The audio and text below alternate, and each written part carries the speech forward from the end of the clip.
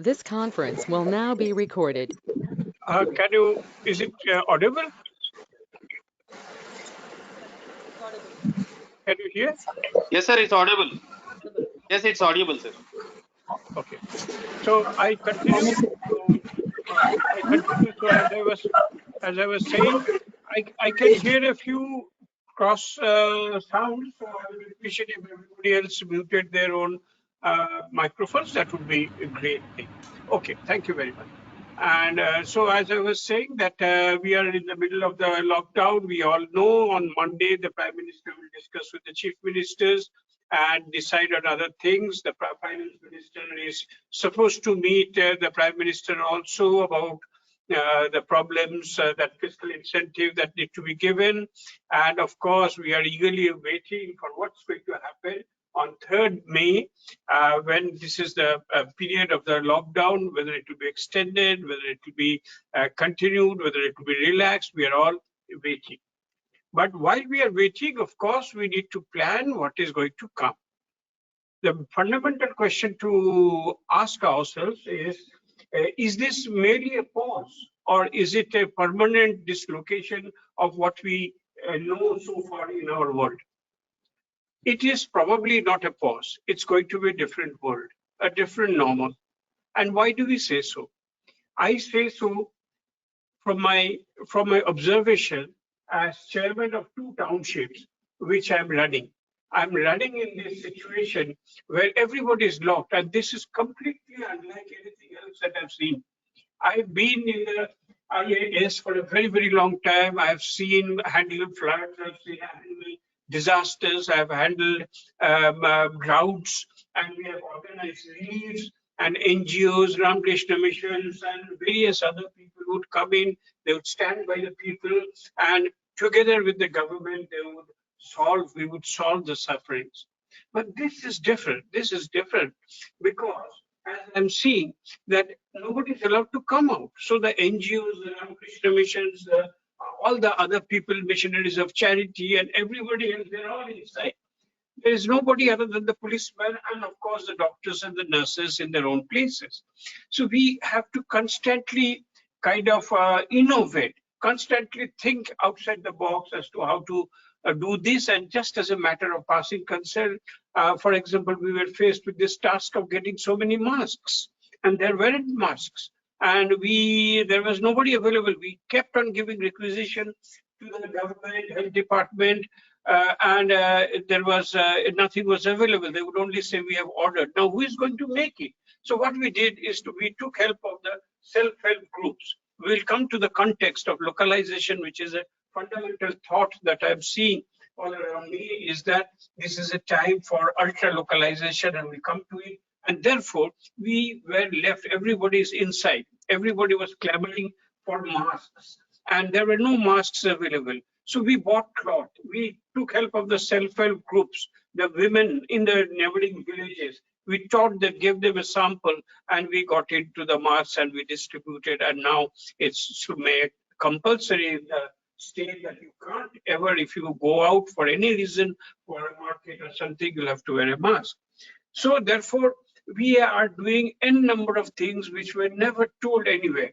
There are no people to support you. Everybody is inside quarantine, self-isolation, and on top of that, we are having to hold these hospitals of quarantines, isolation, cleaning them, water conservancy, sanitation, anti-mosquito, cleaning. I'm not dealing with the medical aspects. I'm not talking about the policing aspects. I'm not talking of the things that are being talked about so well in other places, but I'm talking about the management of the system. And what I'm seeing is that completely different ways, a new normal indeed, even in the matter of giving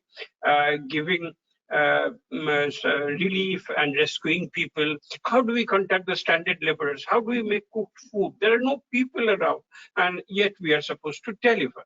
So what we did, just in passing, one of the innovations that we did is to ask for volunteers, but online system, just like we are doing now the Zoom meetings, the webinar, the WebEx meetings and other things are going on. We can do at times with all our officials and everybody else, and we can get thoughts organized.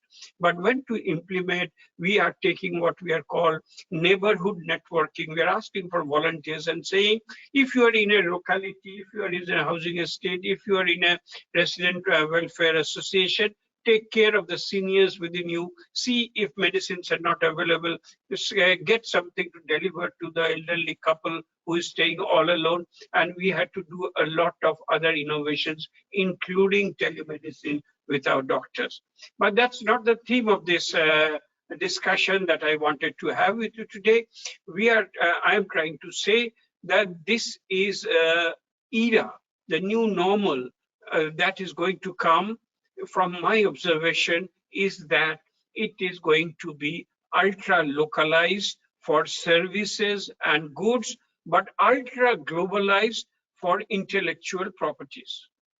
So in a limited sense, if I can articulate one example, that we are able to talk with the best people, best medical advice to the WHO director who has said that the COVID thing will go on. And indeed, we have to be prepared for a very long time. And you see, what I see is that often we have been discussing how long do we think this unusual situation will come. Okay, lockdown or no lockdown, is it going to converge gradually and settle down to life as we know? But this is perhaps not going to happen for the very, very simple reason that, as has been pointed out in a number of places, that the virus is not going to go away, lockdown or no lockdown. The virus does not die. The virus does not commit harikiri. It doesn't commit suicide. And therefore, it lives on and on and on. And therefore, all norms of social distancing, all other norms of wearing protective masks, and all other health facilities will have to be there. So this is not going to change. Think of, as I was reading somewhere, in 1347 to 1351. Mind you, 47 to 51, 4 years. 4 years the plague in Europe that instantly killed so many people. Within 7 days, the mortality rate was, of course, very high, and it continued for 4 years. And what happened? Who were affected the most? The rich people, of course, in Italy, in Florence, they went away to their farm areas, in the bigger houses, in other places, and they had the best of life, and they tided away the 4 years. But for the middle class, who stayed in the cities, in their small apartments, they didn't have much chance, and they wanted to enjoy life. And the poor who were in the streets, they died like dogs and cats on the street, unattended, not having any medical facilities, and so on and so forth. Okay, things have changed. 2020 is different from 1351. But the virus, unless we get the vaccine, unless we have everybody's infected 60%, as they say, this is not going to stop. So we are going to have everything, all the precautions, all restrictions on transportation, no flights, no trains, no bus, and all these things will have to be addressed in some forms or the other. In the latest issue of The Economist, which I was reading, Bill Gates, who has been telling from 2015 that we spend so much amount of money for nuclear war preparation, but we don't spend enough on medical research and epidemics, has now said yesterday in today's, this week's Economist, it has been published, and he says that he thinks that the earliest in which the virological teams all over the world are now trying, in spite of the stories that we see in the newspapers, that human trials are being held. He says that to his best of his understanding, and I repeat, the Bill Gates of Microsoft has been, through Bill Gates and Melinda Gates Foundation, has been dealing with epidemics and virology from the trust point of view for a pretty long time. And his opinion, as quoted in The Economist, is that the virus vaccine will not come to us in a usable form before, let us say, he says 2021. So by 2021, and then he says and he argues that even then more and more such epidemics are likely to come. Again, I'm saying I am not into a medical discussion, but all I'm trying to point out is from now until, let us say, if you believe him, if you believe the forecast, till the vaccine is there for the present novel coronavirus or COVID-19 till 2021. So already 2-3 years are gone. And by that time, other flu like SARS, avian flu, and everything else that we say might come in. This is the point. You may conquer this by 2021, but even meanwhile, something else may come in. So probably it's a way of life. This is going to come. Even 24 months seems awfully long for many of us, but even that is not the end of the line. It is being argued by thinkers around the world that this is again going to recur and mankind has to be prepared, because I won't go into the because, but very roughly it says that we are tinkering with the environment, and therefore it is having its the bats and the birds and the animals, the flu virus. It's all coming to the human being.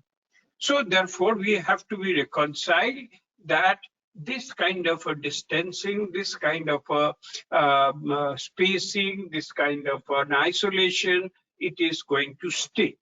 And if we look around also, we are having an exact opposite of the LPG, that is liberalization, globalization, that we saw, perestroika, that we saw in the 1990s. All this is going out. Now Brexit, it's come out of the Eurozone. Look at US, it's built walls around that, no green zone, no nothing. It's all closed. And about the timeline, one line also I should mention, especially as a government officer, that the DA is frozen till 2021. So everybody is looking at 2021. But to come back, all the interstate movement is stopped.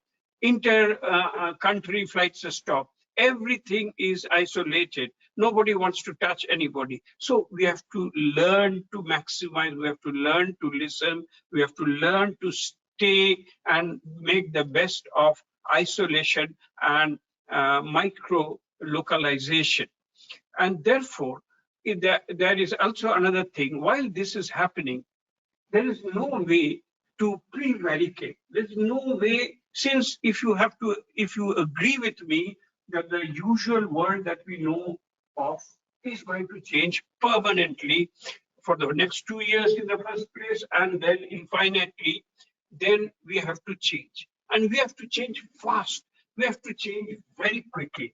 We have to understand the disruption that is coming. I'll give you a small example from what I have observed in my handling of this pandemic, from my standpoint of governing, of being the head of 2 cities that I am looking at from the urban local body point of view.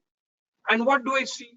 One day I go to a certain place, it's all deserted. I make rounds and to see that everything is fine, that there's no crowding and other things. And one day I find that in a green area, new stalls, vegetable stalls, roadside stalls are coming in.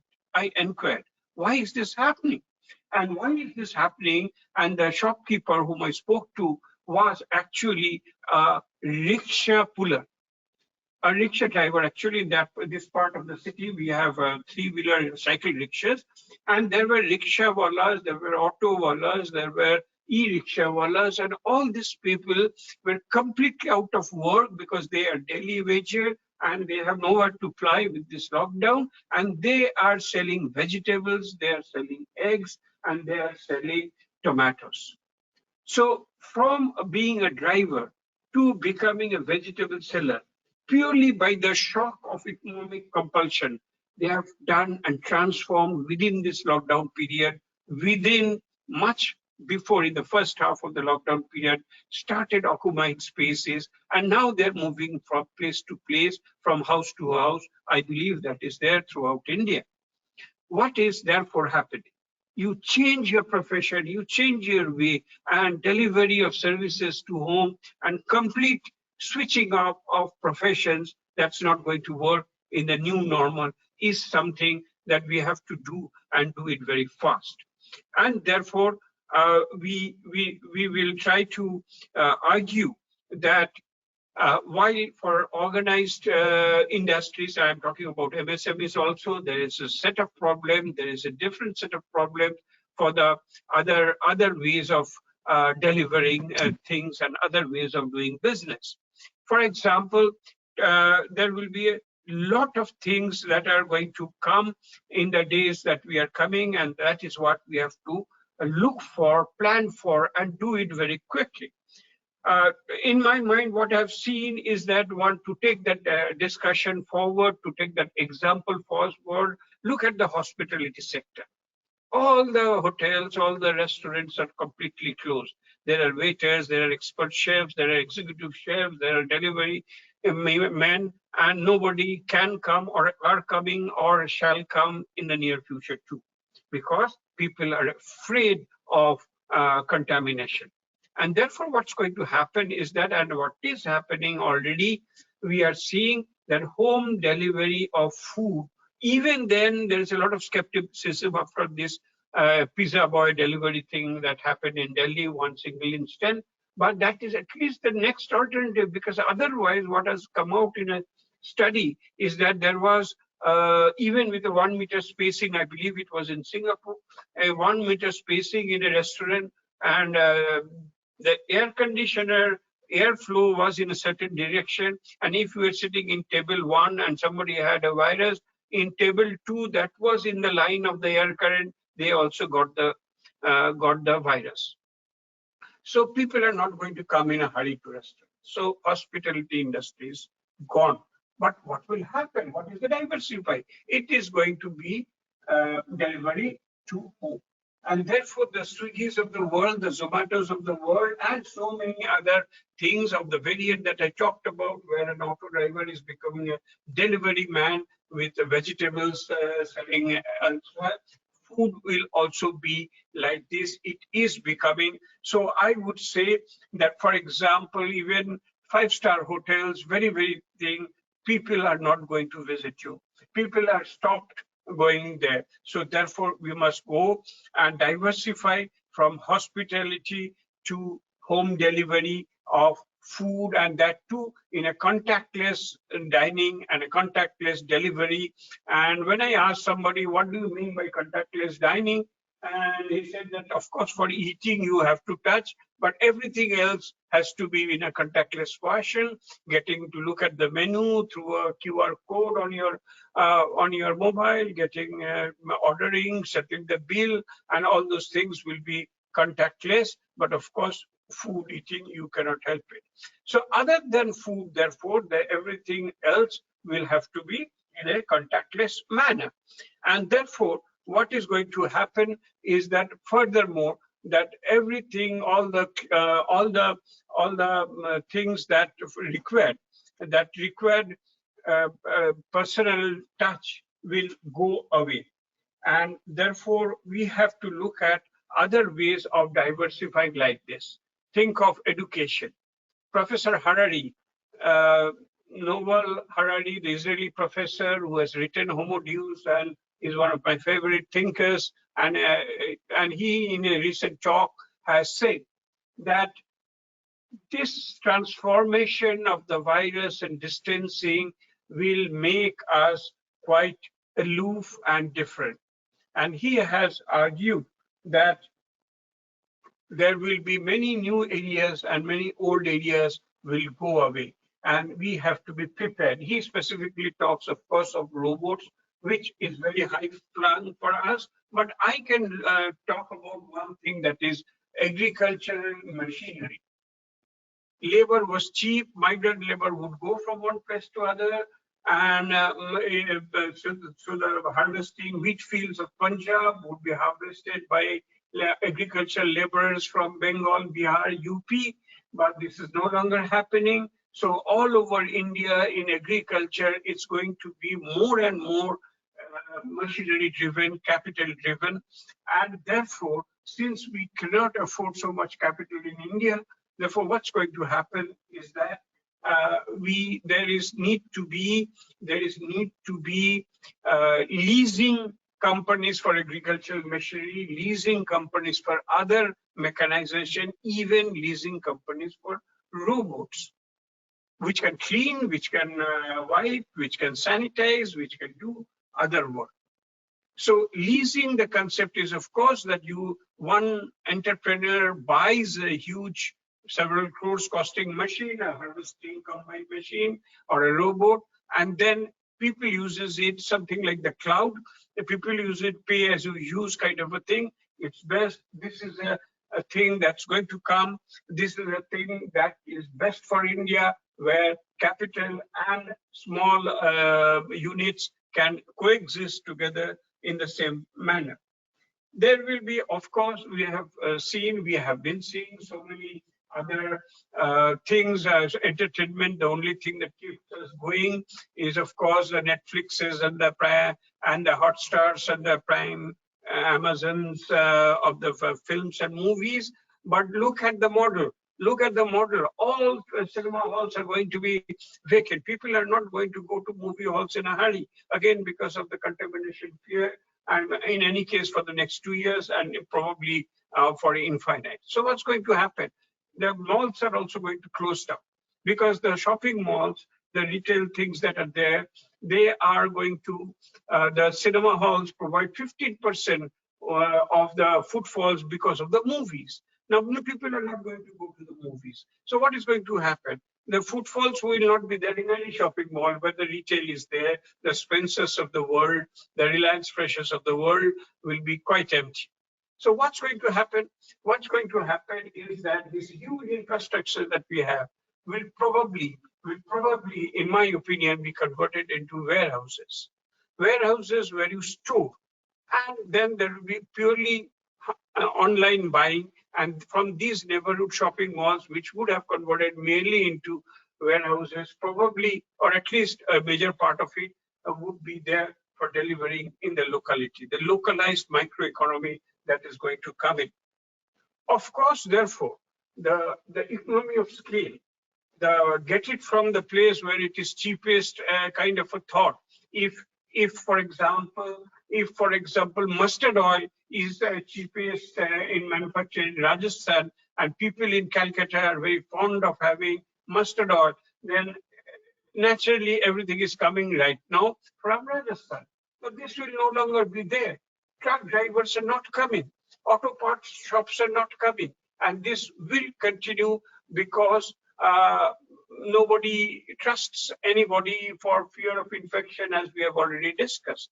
So what's going to happen is that local entrepreneurs who could not manufacture this mustard oil at the local level because of huge the economy of scale not being there, will therefore start manufacturing.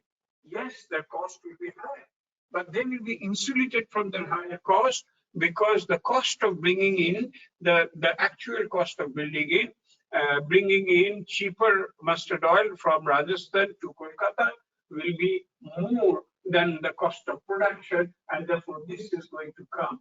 Local manufacturing and local consumption, production and consumption will be localized. The transportation will be minimized. The best example, of course, is working from home. Working from home, especially in the IT sector, those of us who are here, many would have, we are doing something like that over here only. In the IT sector, almost 95 to 99% people are working from home, only except those who have to do for the servers and other things. I know, as my former tenure as IT secretary, and in this NDITA with this Naba Industrial Township Authority, where I'm sitting right now, it's a high-tech, the technological city of Eastern India, and there too, although the government has permitted 50% employee presence, but people have become so used to working from home and delivering actually beyond this, beyond their normal targets, that this, I think, is going to be the new norm. In fact, I have, as chairman of Naba Industrial Township Authority, proposed to the CII, the Confederation of Indian Industry, and they have agreed in principle of having a seminar, of having a webinar, perhaps if this continues, with all the think tanks as to why not make it compulsory or make it the normal thing of IT and ITS services, offices to all work from home. Now, they have designed a beautiful questionnaire. The research is going on online. Responses are being obtained from the entrepreneurs, the users, the programmers, the CEOs as to what are the implications. Of course, I was told that working from home will have to have certain other things like cybersecurity concerns, like security of the Wi-Fi, like confidentiality. These things will have to be addressed. It can be addressed. Many consultancy companies, I think of PwC, for example, when they give laptops to their employees, it is encrypted. You can't send a normal mail out of that. So it can be used, and it is being used. And the government of India, MeitY, has already given a policy guideline that for the STPs, the Software Technology Parks of India, they can give laptops with encryption to their employees for taking home, for doing work from home. And it is a win-win situation, as all of us have come to realize. Even after lifting of the restrictions for the IT sector, as of now, as I'm sitting here, I can, the government has allowed 50% employees to work, but I find on a recent survey that not more than 5 to 7% are actually coming, and everybody is happy doing things from the home. And we are trying to make it more robust by giving certain guidelines, by working with CII jointly. And of course, it's very obvious and intuitive that you save the commute time, the employee is happy, and you save on your office costs and facility management and housekeeping, and therefore the CEO is also happy too. So this is a situation that is going to come. It has been argued, again, Professor Harari has been arguing this point, that discourses and discussions, and what Sunita Narayan has said today in Millennium Post today, that this hawing and humming, this prevaricating for a given thing, should online education be allowed, should work from home be allowed, and you have n number of discussions and other things, that is changing. That has changed. That is already past. You take a decision then today. Hundreds of hours of discussions and committee times have happened in the matter of online education. And what do we find? Students, if you have young students in your home, you will have observed that they are wearing the dresses, school uniforms, and sitting with either Zoom or WebEx or GoTo or whatever you have. And this is serious matter. We have already seen so many other things like online testing for so many competitive exams. Now online schooling, online college, online university, it's all becoming the norm. No amount of education commissions of the nth degree. Online education is already there. So therefore, if you have to be a player in this, be there in taking a part. And therefore, what do? You develop online institutions. And therefore, therein lies the thing. You take a professor from Harvard. You don't have to give him a visa, an airport which planes are in any way not running, and they will come and they will talk just like we and I are talking with each other. And the online education is now here permanently and universally, and it's going to stay. And therefore, such kind of dramatic transitions, which everybody thought, we could have done, kya ja sakta tha, we could have done, but now you are forced to do it. So please, no hesitation. Auto wala becomes a home delivery person with vegetables, and schools and universities take to online learning, teaching, researching.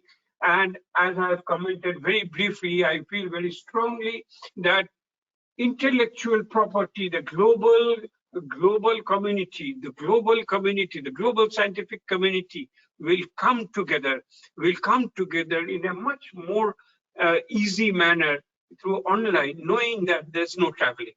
If there's no traveling, the timelines, there are a number of advantages. It's pretty intuitive. I don't have to go into that. But yesterday, the Australia's Virgin Airlines, the largest, has stopped functioning, and nobody knows about the other airlines, how far they will be able to go, if 1 in 3 seats are going to be vacant, as somebody was showing in Manila. In a normal metro, 3 seats are given, 3 adjoining seats, only in one people can sit, other 2 are crosses. So your cost of transportation per person immediately becomes 3 times as large, even if you can transport people through public transportation. And of course, the Uber and Olas are gone. People are getting allergy. Cars will go if they have to travel. But what the point I was making is online, especially intellectual property, wisdom, knowledge, and this networking is going to help. So networking globally online, producing locally, domestically, within your community, within your district, within your state, within your country, this is going to be the norm. And therefore,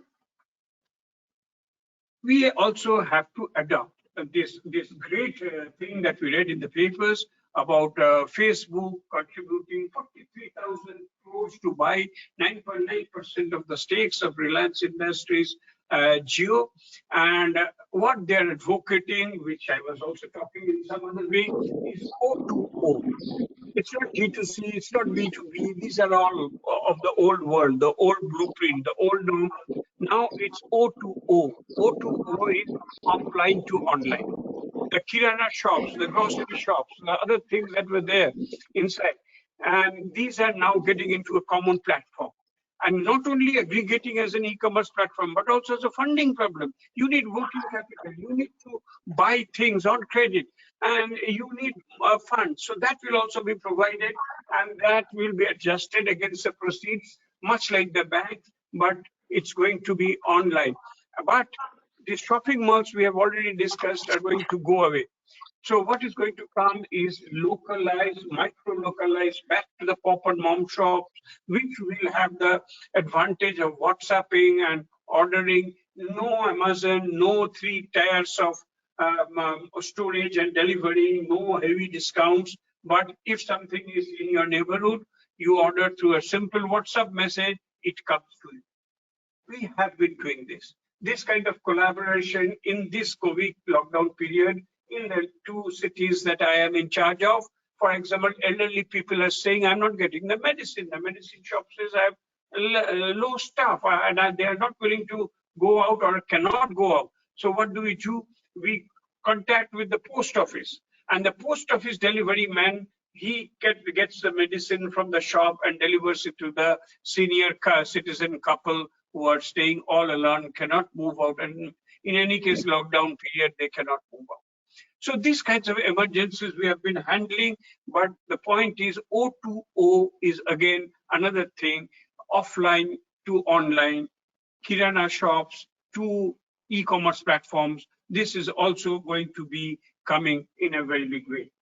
And also we are saying that there are other opportunities also coming. Way back, 2 months ago, today is 24th of April, on 24th of February, just recall a little bit. So many things seem to be happening in this medium that this already looks like a distant past, probably 10 years ago. But 24th February, just 2 months, rewind yourself. And what was the situation? Coronavirus had come in China in December, so it was very much there in February. And there was this in the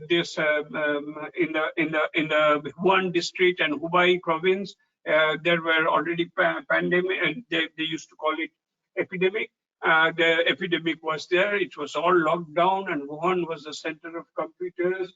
And I argued in an open session in the CII, and it is reflected also in the in print in the newspapers. Next day, you can check the online edition of Millennium Post, Kolkata edition, 25th of February, that I argued There was no COVID-19 in India or any sign of it at that point of time.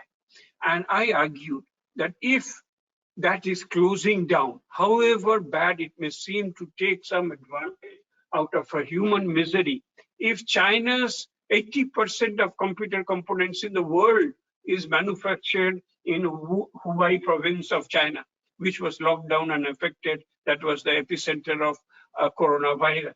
I argued in the open meeting that so there is a vacuum, and vacuum does not stay. If we don't act, somebody else will, I argue. And therefore, we have to look at the Vietnams and the Philippines of the world and see how India and the different states can fix themselves to take that manufacturing business away to India, make in India. And this is exactly what is happening, even though we are in a much more pandemic situation.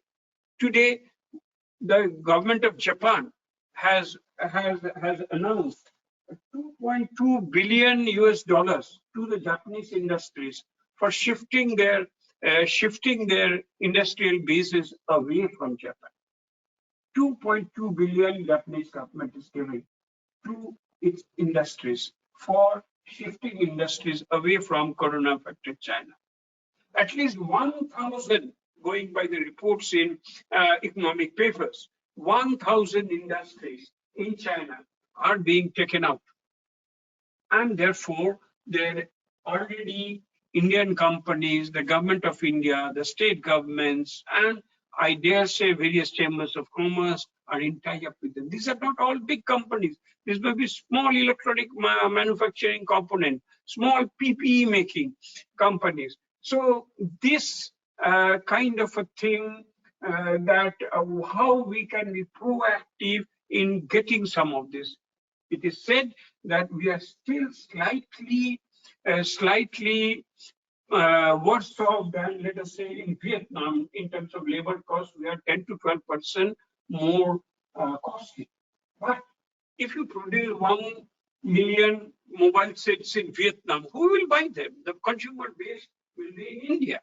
So therefore, it can be coming down, and of course, we need to look at other fiscal incentives also to make it very viable in the whole of Southeast Asia, so that all these 1,000 companies in China, starting from textiles, pharmaceuticals, and electronic components, these three sectors are very, very important. Pharmaceuticals, textiles, and computer and electronic and medical equipment manufacturing. 1,000 such industries of various nationalities are trying to come out of China.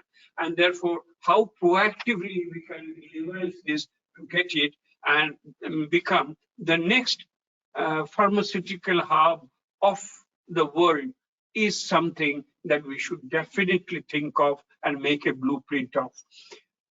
Talking of pharmaceutical, hydrochloroquine, as we call it, whatever is the full name, we all know about it. And the US President Donald Trump had to ring up our Honorable Prime Minister for getting this. And these are manufactured in umpteen numbers.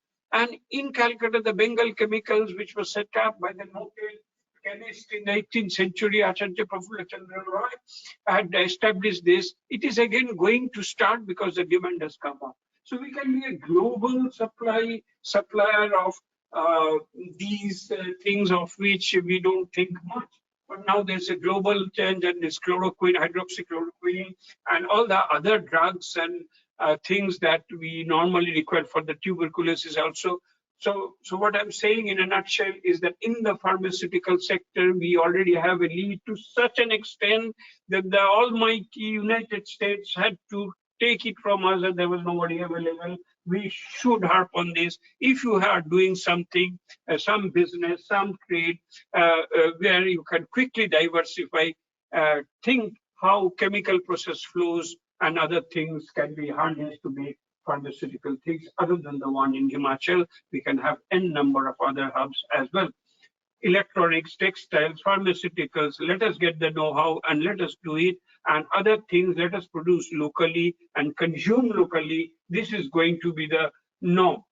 And The other thing that I will say, and this is probably the second last point that I am trying to say, is the other thing in the new normal is the immediate assistance. Just as I argued that we have a 12% price disadvantage in manufacturing, say, mobile phones in India compared to Vietnam. So this 5 to 12% somehow has to be given by the government, just as Japanese government has given $2.2 billion to its industries to shift away.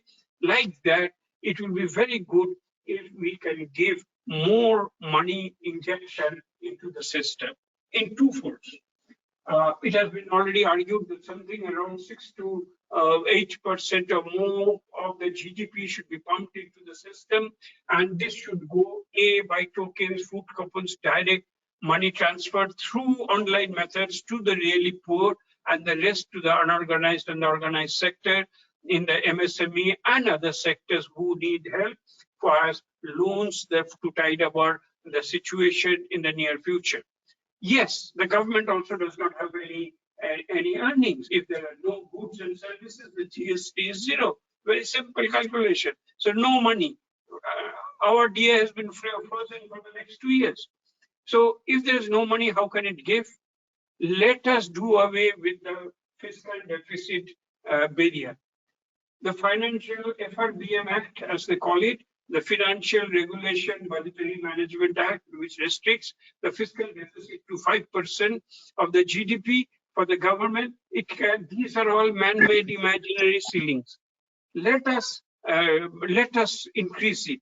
Let us not look at World Bank. In any case, the WHOs and the World Banks and the UNs are going to be a thing of the past. Multilateralism is going to be a thing of the past. Deep localization is going to come in. So just as Britain has come out from European Union, just as US has stopped funding WHO, just as green visas has been stopped in the US, likewise all other multi-country organizations are going to lose its relevance. What matters is what India thinks is required.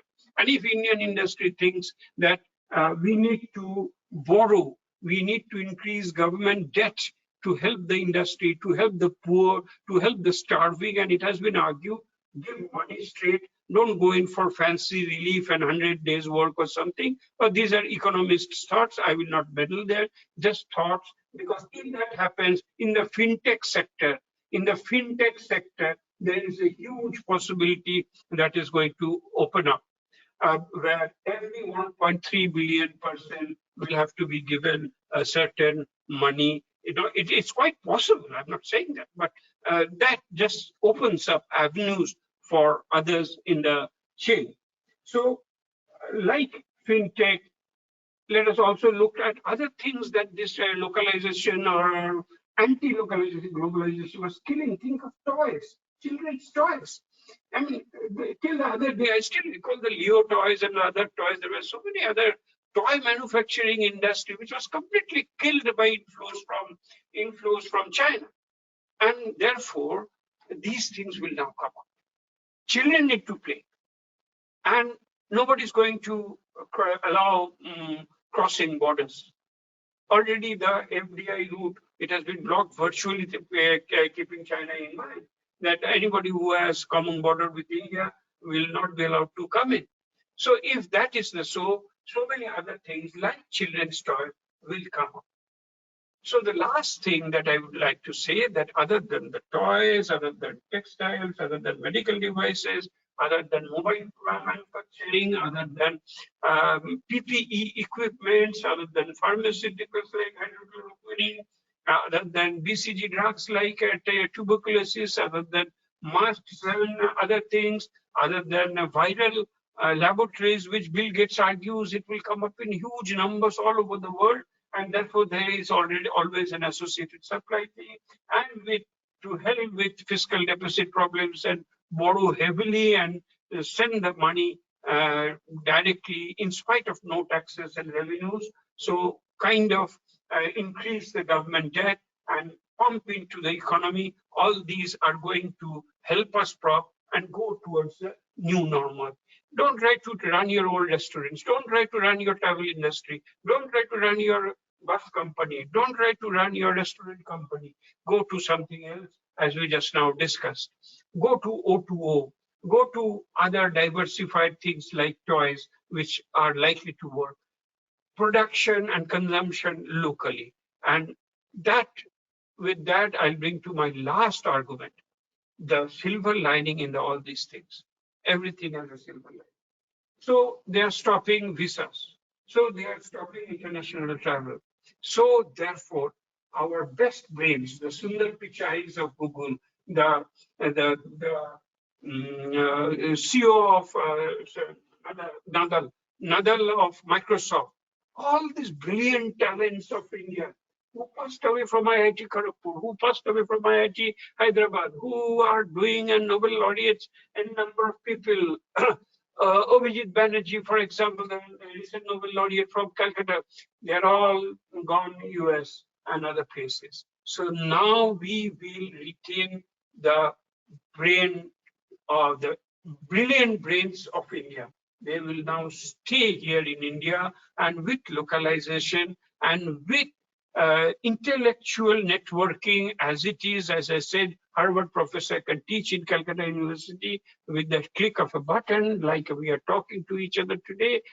This will make and should make, and we should actively plan for it, making innovation and emerging technology, artificial intelligence, machine learning, bioengineering, biogenetics, and all these emerging fields, the best brains with a global networking, we can now do in India in a very, very measured and deliberate fashion. And that is what we should aim at.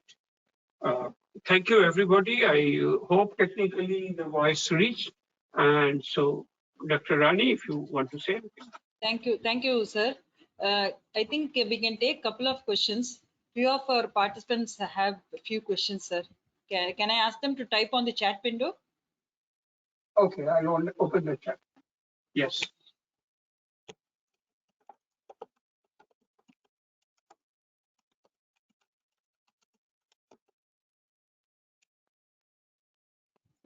Sir, you have a question there. Bye. What is your take on personal mobility?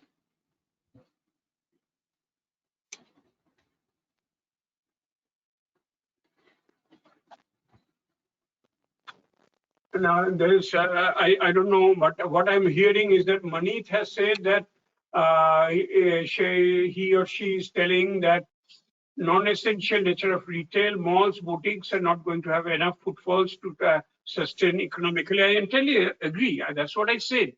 Malls would be converted into warehouses and godowns. People are not going to go there. But another point you have made out, which I did not mention and which is very true. If you look at the food trends, the sale of bad food, bad for health, has come down. And whatever is good, like lemons with vitamin C, has gone up. So people are going to be health conscious. This is what's going to happen. And there is also going to be a shift from fashion to health. For example, the very crude example that I can think of, all the Lakme companies and those who have made this fancy cosmetic are now manufacturing hand sanitizers. This is where what people are needing. This is what is going to stay for some time, as we discussed, for a very, very long time. People are not going out. So what is that in aid for all those beauty aids? Rather, if it's good for your health, if it's sustainable, if it's organic, that is going to be good. Good afternoon, sir. Good afternoon. Sir, this is Priya Sengupta. Sir, what do you think is going to be the effect on mental health? As I said, you see, this networking of intellectual property. Intellectual property, very much. Copyright Act is one of the part of the framework of trademark, Copyright Act, and patents, and these are all part of the intellectual property. And therefore, networking is going to happen. Our video conference are going to be there. Zoom addas, what we call in Bengali adda, is just chatting around. This is already very, very popular in the women's circles.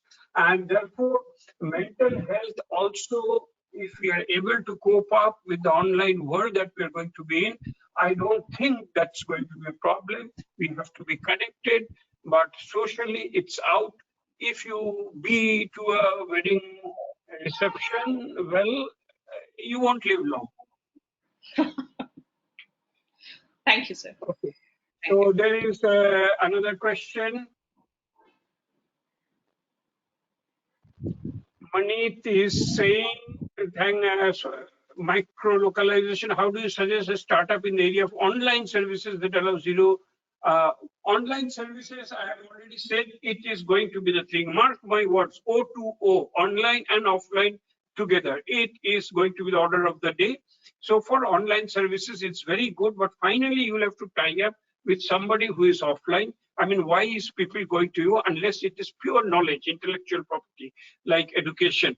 He or she is going to buy or take, if it is some kind of a good which can be touched, not an intellectual good, but a physical good, then it has to be delivered. It has to be contactless. So reduce all contact points as much as possible.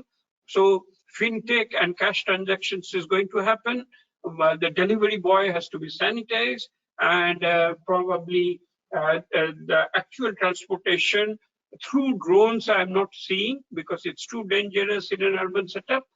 So therefore, for online businesses are very good, but you have to tie up. My advice is only this much. I've seen so many startups who only think of online because they have been born. I recall this wonderful film which I saw recently in the Netflix. I've been seeing films after film. So good, bad, and ugly, all kinds of films. So this Rajma Chawal, if you have a chance to see, Rishi Kapoor is the father and the child, and they sit in a dining table, and then they don't talk. And the film goes that these days youngsters don't talk with their mouth, they talk with their fingers. So talking with fingers, if we can take it figuratively, that is going to be there, but that does not mean that you lose all contact with physical world. That's not going to happen. If you have to take an orange, you have to take an orange. Somebody has to grow it in a farm and bring it to your home. All I'm arguing is don't make it bringing from Himachal that apple to your house. Grow genetically modified apples in a nearby orchard where it can come directly to your home. That's what I'm saying. Babu Thomas says, do you think virtually we can run all the systems? No, not all the systems. A common fallacy with many startups that I have interacted with, I have held hackathons after hackathons, and many people forget the physical world, as I just now said. It cannot be only online. It has to be a very good marriage with the real world. Ankur Goel says, what is your take on asymptomatic corona? It's becoming the next big issue unless vaccination to curb its spread. Remember, I just heard on the TED Talks, you can also see this lady, a very, very knowledgeable lady, elderly lady who talks on TEDx, and she says that after a lot of things that about her experience in China, about her experience in WHO, about her experience in other virological laboratories, at the end she says only one thing: I can only say that wash your hands, wash your hands, wash your mobile, wash your hands. That is all she says. So you can't fight it. There's no way till the vaccine is found. You can only keep a distance and try to protect yourself by maintaining distance and washing your hands. So there's no, anybody who says that you take vitamin C and you not do, these have not been proved scientifically. Priya Shengupta agrees with me that Rajma Chawal is an example. Rakesh Paladi says, what support from the government to bridge the gap between China and India as far as technology? Because when we are speaking, it is seen that manufacturing costs is high. I exactly said that. China is out. So Southeast Asia is competing, and India is at least 7 to 12% at a disadvantage, meaning the cost of production is higher compared to Vietnam, Malaysia, and countries in other Southeast Asia. So what we need to do, we need to bridge this gap. Whether it's government, I cannot say really. Let us wait for the package that is coming. If the Japanese government has given $2.2 billion to its industries in some form or the other, I'm sure there's a case in which this can be given as an incentive, as a subsidy, at least in the initial years, so that we are able to wean away the manufacturing hubs from China to India. Santa is saying, how do we organize vendor development program under your guidance from our entrepreneurs to connect with smart township or state government? Well, vendors have to be developed. I feel very strongly about it. Even now, before all this coronavirus and everything set in, the MSME sector was very much lacking in digital preparedness. In Fulia, one place in Kolkata, where hundreds and thousands of people are working and making saris, which are exported all over the world and in various parts of India. There is absolutely no trace of a computer anywhere. Not to talk of Tally, not to talk of Microsoft, not to talk of design, not to talk of e-commerce. They are all staying in a prehistoric era. So what I say is that in these clusters where you produce hand gloves, surgical gloves, in these clusters where you produce ceiling fans, in these clusters when you grow baluchari saris, in these clusters where you get handicrafts, we have to train those who are there or give a person and handhold them to get the benefits of digitization, IT and ITAs. As I said, people won't move, only goods will move, and therefore knowledge will move online. Therefore, we need to give them training and give them handholding and be well connected, cloud connected to take it forward. Ashutosh Bhakti says, how about garment manufacturers? Yes. I tried to give an example, garment manufacturers. It's slightly more complicated, but it's not so. I tried to give an example that when the coronavirus set in and everybody in my twin townships, which I am in charge of for hunting masks, they were told that if you don't wear masks, you will catch the virus quickly, and which is true, and you don't spread it. So masks were just not there in the market. So what do? You call the ladies of the self-help groups and you tell them, they know sewing. So you tell them, you go, I buy the cloth, I give you a sample, I give you a few tips, what I want, go away and deliver this to me a day later. So I think garment manufacturing in this huge Dhaka types, where from one end to other end, you need 5 minutes to walk to the end of the line in these huge assembly line garments and jeans factories are not going to work purely because of distancing norms. If the cost of travel by air is becoming 3 times because 1 in 3 seats can be occupied, if these looms have 1 in 3, it's going to be a problem.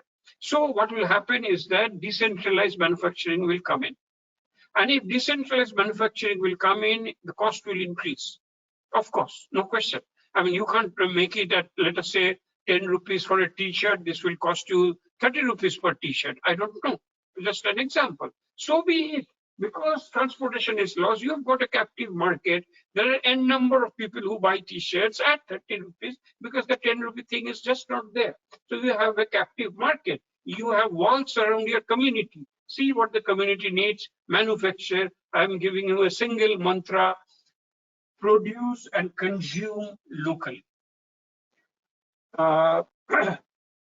Nikita says, other than being a lovely session, etc., thank you. Mentally prepared for a business in case of virus are instead increasing only. Yes, virus scenario is going to be bleak. My DA has been stopped for the next 2 years. Many people will be affected. It's not going to go away. I'm repeating if you came late, my single, very clean argument. The virus is not going to commit suicide. So it is going to stay till the vaccine is discovered. When the vaccine will be discovered, by Bill Gates' accounts in economics, there are n number of other accounts, not before 2021 end. So in these 2 years, the virus is alive and kicking and contaminating everybody. So you got to be prepared for it. And of course, the more worrisome thing, Bill Gates says that then the next epidemic will come in by the time the vaccine has been discovered. So there's no question of complacency. You just have to think of the new normal. Rakesh Paradis says, Shruti Dugar says, very interesting thing, what are the few startup ideas you see emerging from the, I already told you. If right now I have a participant count at the right top hand corner of the screen at 85. Go for manufacturing toys. Simple. You will become rich very soon. All people need, all children, and all the children locked up in home, especially those who are not yet fully tuned to the or have got access to the video games as yet. For that toddlers, make toys which were coming from China. You have got a ready market, you have got a localized market, you don't need huge amount of equipment on that and robotics. Just go in for that. You have a thing. This is just a solution, but I've already mentioned about pharmaceuticals, textiles, parts. And if you are tech minded, go for 3D printing. I did not mention it. All these trucks that were coming from Delhi to Kolkata, they're all stranded in various ways in the national highways. The truck drivers are abandoned. They are being stopped and harassed. They have all fled away. Very, very, what shall I say, dozens and dozens of laptops and cards and auto materials are there in the various parts. And some of them are already staying on the roads, packed on the tracks where the drivers are not there.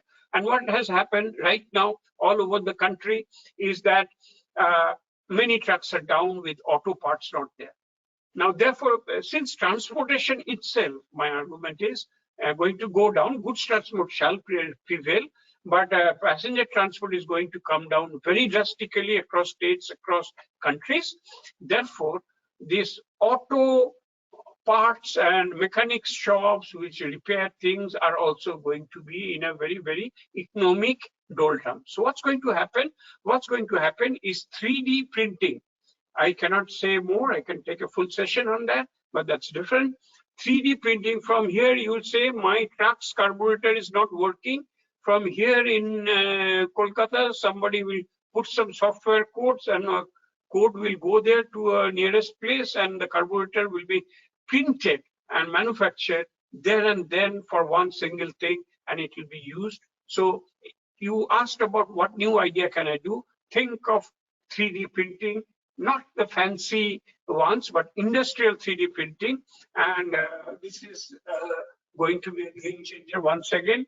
Go there early if you can. Shiva Sri Charan is saying, opening session covering express, stress, etc. on the manufacturing hub.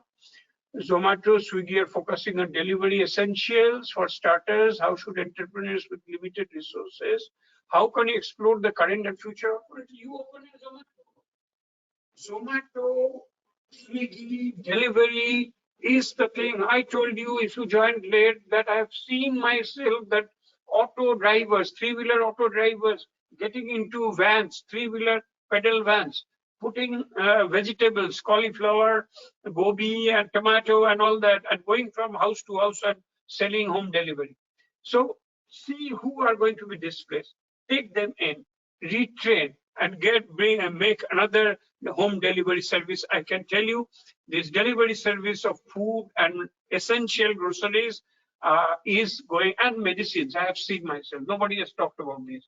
But you need, you need those metamorphins if you are diabetic. You need those cholesterol drugs for you if you are high blood pressure. You have to take it. And how do I go out if outdoor movement is restricted?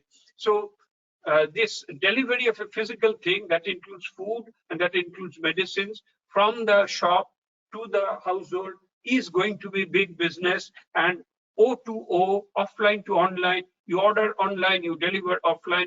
Do a startup if you have to. Don't worry if there are a number of other things. There is space for more because there are 1.3 billion, and outsiders, outside management will be restricted. You take care of your community. This is the way of things to come.